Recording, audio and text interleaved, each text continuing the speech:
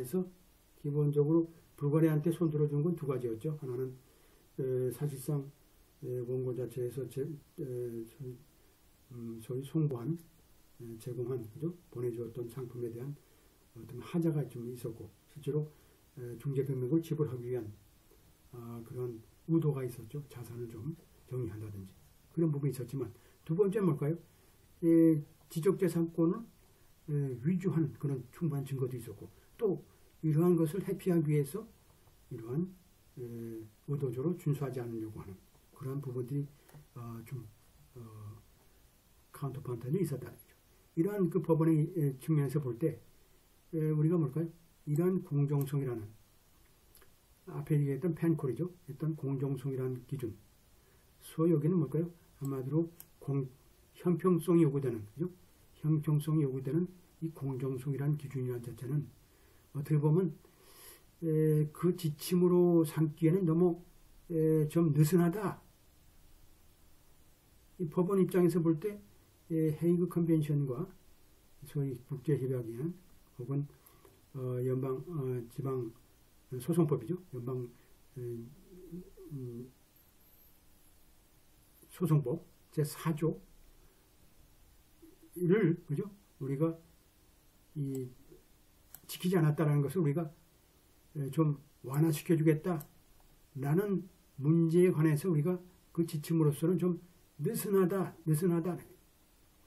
이 페어니스라는 게. 그러니까 앞에 부분은 뭘까요? 불가리아 입장에서는 굉장히 그 어떤 그 의도적인 부분이 없었어요. 근데 여긴 두 번째 판결문은 의도적인 부분이 있잖아요. 기본적으로 해적판을 만드는 그런 위조하려는 충분한 증거도 있었고 또 의도적으로 국제협약을 우리가 좀 빙자해서 좀 지키지 않으려고 하는 그런 부분이 있었으니까 첫 번째 얘기했던 액츄얼 노티스와 페어니스가 있었는데 페어니스라는 부분에 대해서는 너무 느슨하지 않나라는 거죠. 너무 느슨하지 않나. 이게 지금 펜콜 케이스를 지금 얘기하고 있죠. 여러분들이 이걸 알아야 돼요. 펜콜 케이스를 우리가 여기에 인용하면서 왜 느슨하냐 이거죠. 우리가 이 앞에 이 판결문을 우리가 그대로 우리가 인용하기엔 좀 문제가 있다는 거예요. 이게 뭘까요? 최소한 이 문제에 있어서 우리 법원 입장에서 뭘까요? 오히려 더 좋은 원칙이라는 게 있죠. 자, 더 좋은 원칙을 우리가 올림피아에서 이제 벗어나서 이제 콜롬비아 쪽에서 이제 제시한 거죠. 자, 보다 좋은 원칙은 뭘까요? 자, 콜롬비아에서 중재를 하기로 약조를 했고 또 이러한 절차에 참석하기로 약속함으로써 그죠? 계약의 당사자들은 소위 법원의 확정 판결을 허락하는 규정에 우리가 동의를 했다는 한마디로 그렇게 약조를 맺은 거죠. 했다. 따라서 그런 거죠. 여기서 중요한 거죠. 여기까지가 이제 여러분들이 이제 기본적으로 두 사람들이 계약을 맺고 사실상 이제 이 중재와 관련된 분쟁이 생겼을 때 중재와 관련해서 어떻게 할 것인지 이미 다 법원의 어떤 확정 판결까지 예상해서 우리가 그러한 규정에 대해서 우리가 계약을 맺은 거죠. 그래서 이러한 이런 것은 뭘까요? 이러한 경우가 바로 뭘까요? 자, 공식적인 국제 협약에 대한 포기 간주, dim waiver, 포기 간주로 보는 거죠. 상대방이 포기 간주다. 소위 중재 금액에 대한 확정과 관련해서 국제 헤이그 협약, 공식 협약에 대한 포기 간주에 해당된다는 거. 포기 간주. dim waiver. 굉장히 중요하죠. dim waiver.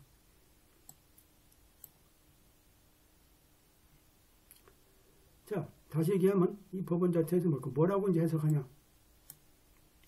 자, 당사자 간의 계약이라는 것은 자, 사실상의 고지를 통한 송달의 동의를 것으로, 그죠? 사실상의 고지라는 건 뭘까요? 기본적인 그러한 절차상의 원칙, 일반 원칙이 만족시키는, 그리고 여기서 보게 되면 연방 규정을 만족시키는, 그죠? 일반적인 사실상의 고지에 대한 송달의 동의로 이제 보는 거죠.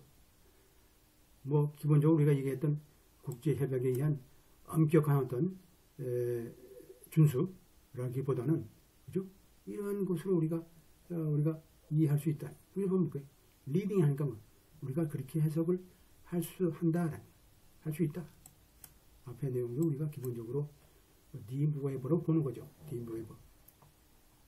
그리고 여기서 우리가 상대방이 이제 이렇게 좀 의도적으로 이렇게 송달을 받지 않고 회피하는 경우라 그런다 그러면 우리가 fairness가 가지고는 좀 부족하다는 뜻이죠. 그래서 오히려 딥 웨이버가 오히려 진일보된 콜롬비아의 어떤 판결형이라고 볼 수 있겠죠. 특히 어떤 경우일까요? 이렇게 중재가 일어났고 어떤 관할에서 이것도 뭐 당사자 간의 계약을 통해서 우리가 이 관할에 대한 중재 문제가 발생되는 경우에, 특히 이 경우죠. 그래서 이러한 원칙에 따라서, 이러한 분석에 따라서 이러한 갤럭시의 그죠? 이 소위 중재 이후에 이 행위 자체는 뭐 했다는 얘기는 뭘까요? 부적절, 아무 관련성이 없다. 관련성이 없다. 네가 중재 이후에 했던 행위에 대해서는 벌써 이미 내심적으로 이미 안을 지키지 않으려고 하는 행위들이 있기 때문에, 그죠? 그렇게 된 거죠. 그래서 법원 입장에서 뭘까요? 자, 중재를 하기로 약조를 맺음으로써 피고 자체가 당연하게 이런 공식적인 송달을, 그죠?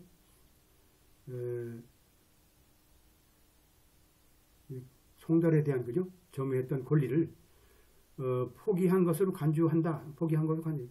그죠? 포기한 것으로 간주한다라는 거죠. 송달에 대한, 그죠? 당연하게 절차상 다 해야 되는데 하지 않은 거죠. 따라서 갤럭시가 이제 수령했던 이런 사실상의 고지라는 것은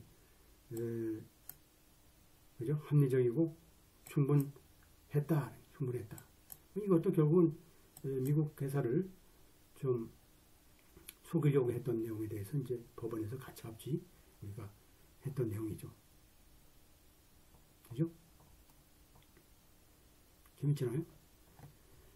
갤럭시 입장에서 뭘까요? 피고 입장에서는 강하게 이제 이러한 그 포기 간주에 대한 법원의 해석 방식에 대해서 강하게 이제 반대를 하는 거죠. 그리고 뭐라고 또 주장하냐면 그러한 어프로치 방식은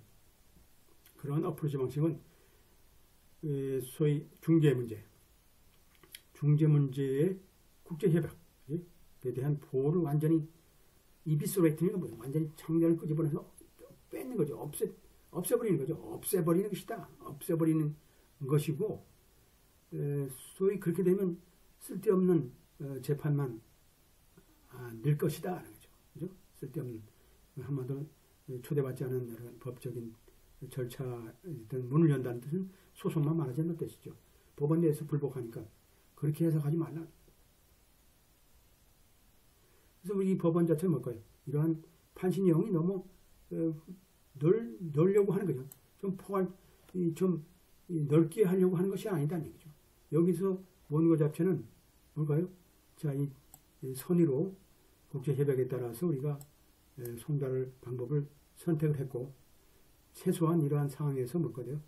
이러한 간주된 간주, 간주 포기라는 절차라는 것, 어프로치 방법이라는 것은 소위 EQ 같은 미국 회사죠. 원고와 같은 그런 선의의 쟁송자를 보호하는 선의의, 그죠?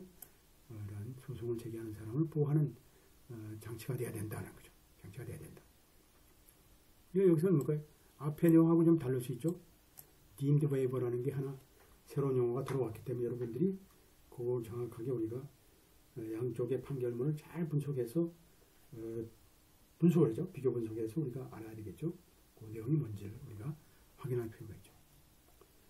그래서 이 문제는 우리가 지난번에 이제 기말고사에서 낸 것처럼 굉장히 두 케이스가 굉장히 유사하면서도 또 실적으로 들어가게 되면 디테일하게 들어가면 다른 내용들이죠. 그런 내용들을 잘 우리가 속아내는 훈련을 하게 되면 우리가 보다 발전된 판례를 읽는 그런 실력을 향상시킬 수 있겠죠. 그래서 어터니 피 같은 게 뭘까요? 여기서 이제 앞에 이제 판결문을 이제 얘기했던 그 공정성, 그죠? 공정성의 어프로치 방법을 우리 채택하지 않은 거죠. 않으면서 여기서 뭘까요? 이제 해외 당사자에 대한 판결 아비트레이션이니까 아비트레이션 그 금액 자체를 확정시키기 위한 적절한 송달 요건을 평가하기 위해서 우리가 펜콜이죠. 아까 얘기한 앞에 판례죠. 판결에 준해서 우리가 올림피아 디스트릭트 이 법원에서 사용된 페어니스 어프로치를 우리가 채택하지 않지만 하면서 그죠? 안다는 뜻이죠. 페어니스 어프로치는 우리가 여기서 어터니 피에서는 하지 않지만 이 법원의 입장에서 뭘까요? 펜콜의 어떤 리즈닝에 대해서는 우리가 동의하지 않는다. 어떤 결정을 내리는 어떤 그죠? 사유에 대해서 법적인 이유에 대해서는 우리가 동의하지 않는다. 특히 어터니 피에 대해서 펜콜의 입장이죠. 판결문이죠. 자, 피 리퀘스트라는 그 변호사 비용에 대한 요청이라는 것은 소위 그 구제에 대한 새로운 청구 내용이죠. 이게 소위 그 연방소송법 5조 A2에 보게 되면 이런 헤이그 컨벤션에 따라서 우리가 이러한 공식의 정부의 송달이 요구되고 있고 따라서 이 법원 입장에서는 소위 어터니 피에 대한 중재 금액에 대한 요청을 우리가 거부한다. 요청을 거부한다. 여기서 이제 EQ 그러니까 원고의 요청이죠. 중재 금액에 대한 확인하는 그런 원고의 청원 내용은 우리가 여기서 어떻게 돼요? 당연하게 승인하고 또 어터니 피에 대한 것은 당연하게 디나해야 돼요. 똑같죠? 똑같은데 지금 어터니 피에 대한 부분에 대해서도 우리가 조금은 비교를 할 필요가 있죠. 올림피아 코트에서 얘기하는 페어니스 어프로치에 대한 부분을 우리가 얘기하고 있고 전체적인 것은 비슷하지만 우리가 페어니스 어프로치에 대해서는 이 법원에서는 콜롬비아 법원에서는 좀 다른 의견을 갖고 있어요. 그리고 이제 New Claim for Relief이라는 것은 기본적으로 연방 소송법에 따라서 당연하게 있는 거죠. 먼저 송달을 정부 해당 상대방의 정부 기관에 해야 된다는 게 돼 있죠. 당연하게죠. 이 부분에 있어서는 한마디로 어때요? 당연하게 우리가 다른 원칙보다도 당연하게 우리가 다른 해석을 우리가 인정할 수 없다. 이것까지 우리가 인정할 수 없다. 당연하게 해당국 정부한테 이러한 새로운 소위 새로운 구제에 대한 손해배상 청구 금액에 대한 새로운 청구 소송에 대한 부분에 대해서 우리가 통보를 해야 된다는 거죠. 이런 것들이 이제 우리가 두 개의 판례를 보면서 우리가 좀 깊게 좀 천천히 해석을 했습니다. 그러니까 여러분들 잘 읽으시고 이제 그 학기가 이제 중반으로 점점 이제 가고 있죠. 여러분들 제가 하면서 이런 특수한 케이스가 나오게 되면 상호 분석하면서 디테일하게 제가 설명을 앞으로 드리도록 하겠습니다. 여러분들 오늘 수고하셨고요. 다음 시간에 뵙도록 하겠습니다. 감사합니다.